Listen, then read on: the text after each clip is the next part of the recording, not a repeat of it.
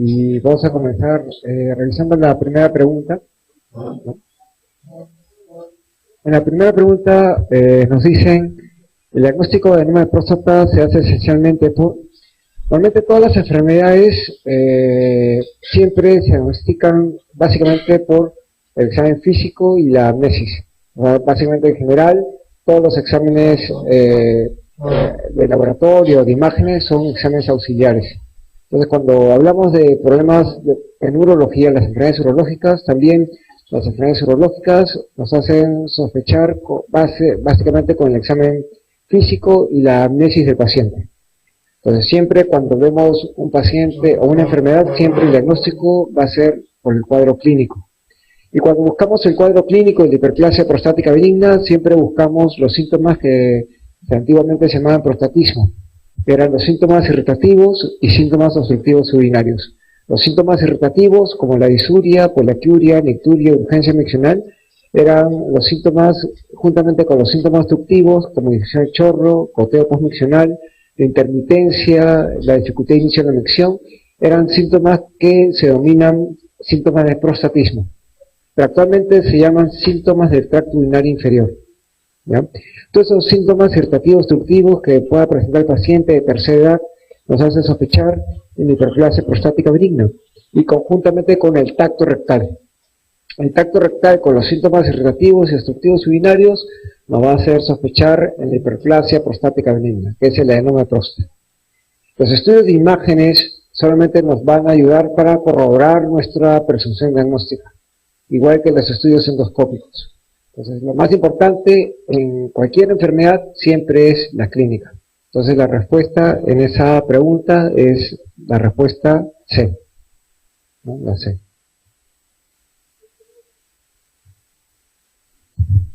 Cuando hablamos de la pregunta 2, dice la bacteria asintomática se caracteriza por... Cuando hablamos de bacteria asintomática es el paciente que no tiene ningún síntoma. Por eso se denomina bacteria asintomática y hay presencias de bacterias en más de 100.000 unidades formadores de colonias, o sea, más de 10 a las 5 unidades formadores de colonias. Normalmente cuando hablamos de las alternativas que existen, vamos a hablar de la alternativa A, porque hay gran sintomatología cística. Obviamente no puede ser esa alternativa, ¿por qué? Porque los síntomas existen, y el paciente que tenga bacteria asintomática, el término mismo lo dice, que el paciente no tiene ninguna molestia para orinar. En la alternativa B, dice hay síntomas generales de cistitis. Es lo mismo que la pregunta de la alternativa A. No puede tener esa alternativa, ¿por qué? Porque el paciente no tiene síntomas, bacteria asintomática.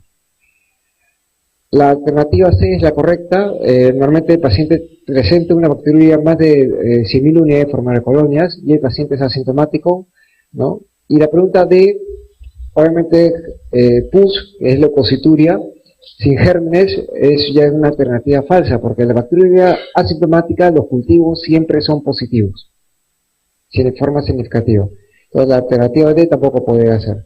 Y hidronefrosis, que no tiene nada que ver con la bacteria asintomática.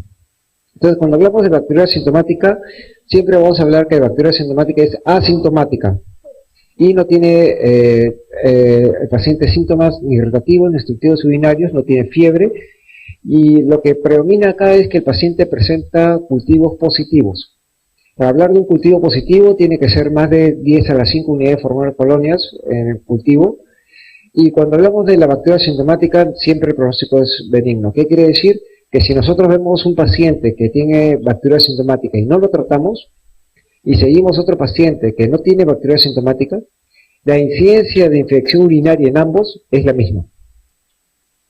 ¿Qué quiere decir eso? Que los pacientes que tienen bacteria asintomática no deben ser tratados, ¿ya? Salvo algunas excepciones. Y las excepciones que deben tratarse es aquellas pacientes que sí aumenta el riesgo de infección urinaria clínica. ¿En qué pacientes? En los pacientes que son niños, especialmente menos de 8 años, y en pacientes, mujeres embarazadas, donde la bacteria asintomática aumenta el riesgo de pielonefritis y partos prematuros con niños bajo peso al nacer. Entonces, en esos casos principalmente debemos tratar las bacterias asintomáticas, en los niños y las mujeres embarazadas. En los niños, cada infección urinaria produce una cicatriz renal que produce destrucción del parénquima renal. Entonces, esos niños deben tratarse especialmente cuando tienen menos de 8 años la bacteria sintomática. Otras condiciones, como inmunosuprimidos, aquellos pacientes que se van a operar, también son indicaciones para tratar. Pero paciente, por ejemplo, geriátrico, de 60 años, que tenga bacteria sintomática, esos pacientes no necesariamente tienen que recibir tratamiento. ¿Ya? Cuando hablamos de bacterias significativas, nosotros tenemos que hablar que la bacteria significativa va a depender de la muestra orina, de cómo recolectamos la muestra orina, que puede ser por el chorro medio, puede ser por catéter, por una sonda que se coloca a través de la uretra, o puede ser por una punción suprapúbica. Son las tres muestras de cómo podemos recolectar una muestra orina. También la recolección de muestra orina va a depender, la muestra significativa o no, va a depender de si es hombre o mujer, y también va a depender del tipo de germen. Entonces, cuando tenemos una muestra de orina obtenida por una punción suprapúbica, cualquier crecimiento bacteriano es significativo. Cuando tenemos una muestra de orina que es obtenida por el chorro medio, más que todo más de 100.000 unidades formadoras de colonias es significativo cuando es bacteria sintomática, pero si son mujeres, más que todo más de 100 unidades formadoras de colonias cuando son de gérmenes coliformes es significativo. Y cuando son hombres, más de 1.000. ¿Ya? Cuando se obtiene por el catéter medio, por el catéter uretral, normalmente el cultivo significativo es cuando tiene más de 100 unidades formadoras de colonias. ¿Ya? Entonces, cuando hablamos de bacteria sintomática, tenemos que hablar que la bacteria sintomática es, más que todo la definición, es 2 cultivos más de 10 a la 5 unidades formadoras de colonias. Y el paciente es asintomático. La pregunta 3 dice, ¿cuál es la causa más frecuente de piuria asintomática persistente? Piuria es leucocituria. Y leucocituria puede ser producido por diferentes causas. Puede ser producido por gérmenes infecciosos, ¿no? O por otras patologías que no son de tipo no infeccioso. Entonces, cuando hablamos de bacteriuria, la leucocituria es la presencia de leucocitos más de 10 por campo, ¿no? En el examen de orina, ¿no? Y estéril quiere decir que no hay bacterias. Entonces, todo esto puede originar, cuando son de causa infecciosa, la presencia de leucocituria en el examen de orina sin cultivos positivos. Y de todos estos, realmente la causa más frecuente es tuberculosis. Entonces, podemos encontrar bacterias como Haemophilus, gonococo, micobacterias, hemos encontrado herpes, citomegalovirus, ¿no? Que pueden producir estas leucociturias en los pacientes con cultivos negativos.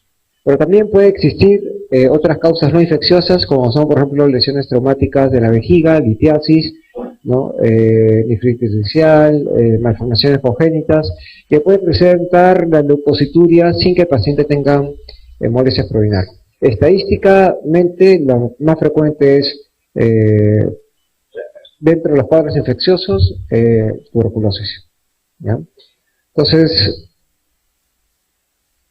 cuando hablamos de la pregunta, ¿cuál es la etiología más frecuente, piuria asintomática? Cuando hablamos de todas estas pueden ocasionar leucocituria, pero si estamos hablando que es una patología asintomática, quiere decir que el paciente no tiene síntomas, y la tuberculosis se caracteriza más que todo por presentar el cuadro clínico por un periodo de latencia de 10 a 12 años. Entonces, en ese periodo de latencia el paciente puede estar asintomático, pero presentar características en el examen de orina como leucocituria. ¿Ya? La diverticulitis vesical es una malformación que es un divertículo en la vejiga, la cual es una malformación congénita que no es muy frecuente. Igual la papilomatosis vesical está asociada al papiloma vesical, que puede ser una lesión benigna como maligna dentro de la vejiga. Pionefrosis es pus, y la cual es un problema ya infeccioso, ¿no? Es pus en el riñón. Y prostatitis crónica, lo que buscamos en la prostatitis crónica es el cultivo de la secreción prostática.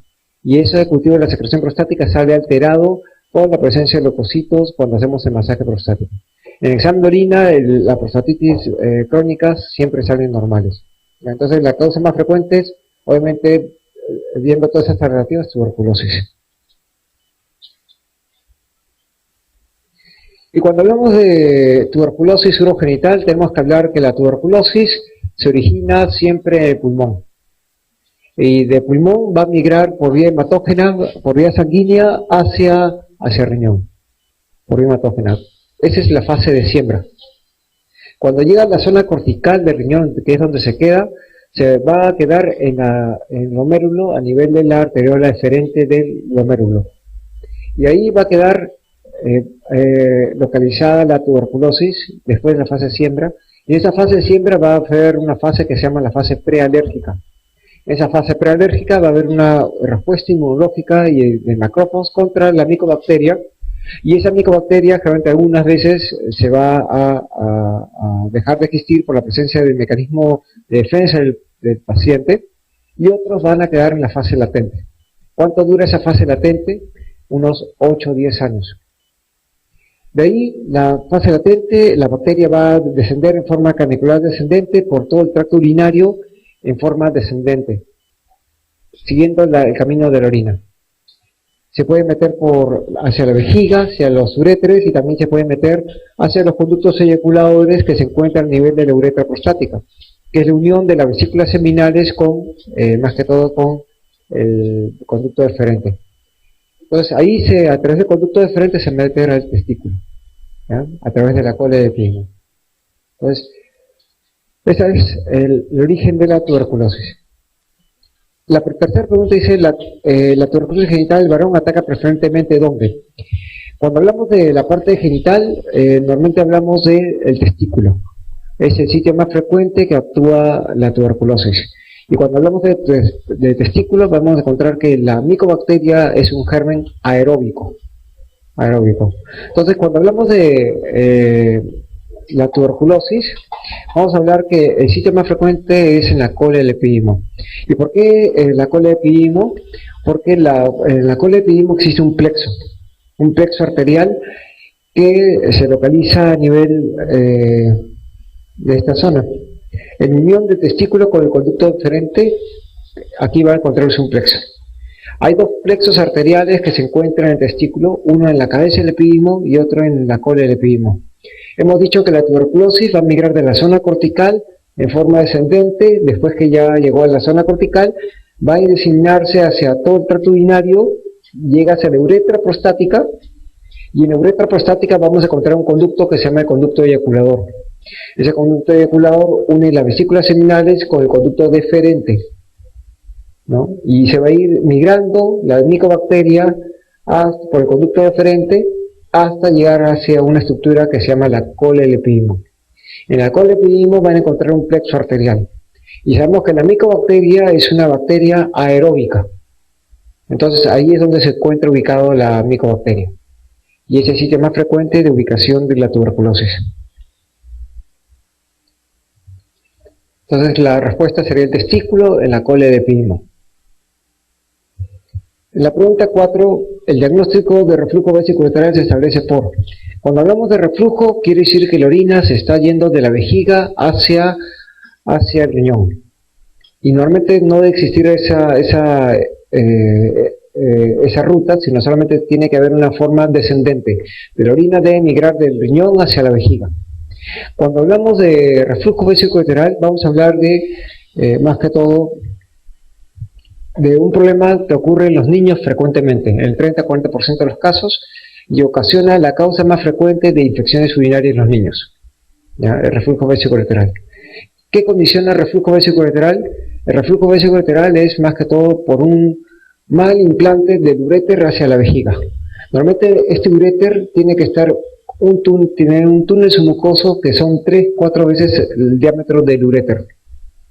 3-4 veces el diámetro del uréter. Cuando este uréter no se encuentra dentro de la pared de la vejiga, va a ocurrir el reflujo vesicoureteral. ¿Para qué permite este túnel submucoso? Este túnel submucoso va a permitir que cuando la vejiga se está llenando de orina, entonces la orina va a estar aplastando este túnel submucoso. Y al aplastar ese túnel submucoso va a impedir que la orina se vaya hacia el riñón. ¿Ya? Solamente siga una sola dirección. Cuando el paciente tiene ausencia de ese túnel submucoso, lo que va a existir que la orina, cuando se empieza a llenar dentro de la vejiga, se va a migrar hacia el uréter y se va a ir ascendiendo hacia arriba. Entonces, ¿qué pruebas nosotros necesitamos para hacer y demostrar el reflujo de la orina de la vejiga hacia el riñón? Es esta prueba. Esta prueba se llama la cistografía. La cistografía consiste en colocar un catéter dentro de la vejiga y llenarle contraste a la vejiga. Y normalmente debe verse solamente la vejiga. Es lo único que se tiene que ver. Pero si nosotros llenamos la vejiga y se ve una estructura como esta, es el uréter, reflujo vesicolateral. Entonces, ¿cuál es la prueba para demostrar la presencia del reflujo vesicolateral? La cistografía. Esta es la prueba fundamental para demostrar el reflujo vesicolateral. Las otras pruebas no demuestran reflujo. La única forma es ver que el contraste se está yendo hacia el uréter y del uréter hacia el tracto urinario superior. ¿Ya? Y eso es la cistografía. Entonces la respuesta es la cistografía. Aquí ven el uréter, cómo se está llenando de contraste. Se ha colocado una sonda dentro del paciente y se ha llenado constante contraste con yodo, que se ve blanco, y aquí se ve el uréter cómo se está ahí migrando a llenar el contraste hacia la vejiga y migrando el contraste hacia el uréter al tracto urinario superior. Cosa que no debe existir. ¿Sí?